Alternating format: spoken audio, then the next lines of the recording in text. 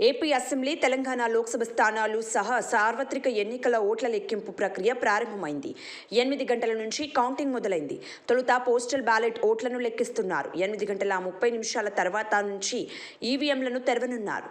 మరికొన్ని గంటల్లో ఏపీలో ఎవరు అధికారంలోకి వస్తారు, కేంద్రంలో ఏ కూటమి ప్రభుత్వం ఏర్పాటు చేయనుంది అనేది తేలిపోనుంది. ప్రధానమంత్రి నరేంద్ర మోదీ నేతృత్వంలోని ఎన్డీఏ సర్కార్ హ్యాట్రిక్ విజయాన్ని అందుకుంటుందా, లేక ఎగ్జిట్ పోల్స్ అంచనాలను తలకిందులు చేస్తూ విపక్ష ఇండియా కూటమి అందరినీ ఆశ్చర్యానికి గురి చేస్తుందా అనే దానిపై ప్రజా తీర్పు వెలువడనుంది. ఏపీలో 175 స్థానాలకు ఎన్నికలు జరిగాయి. తెదేపా, జనసేన, భాజపా కూటమిగా ఏర్పడి ఎన్నికల్లో పోటీ చేశాయి. వైకాపా ఒంటరిగా బరిలో నిలిచింది. ఈ రెండు పక్షాల్లో ప్రజల ఆశీర్వాదం ఎవరికి అనేది వెల్లడి కానుంది. దేశంలో మొత్తం 543 లోక్సభ నియోజకవర్గాలు ఉన్నాయి. ప్రభుత్వాన్ని ఏర్పాటు చేసేందుకు కావలసిన కనీస మెజారిటీ 272.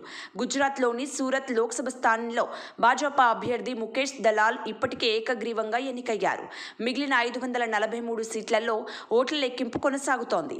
తొలుత పోస్టల్ బ్యాలెట్లను లెక్కిస్తున్నారు. వీటిలో బీజేపీ లీడ్ కనిపిస్తోంది. దేశంలో 96.88 కోట్ల మంది ఓటర్లు ఉన్నారు.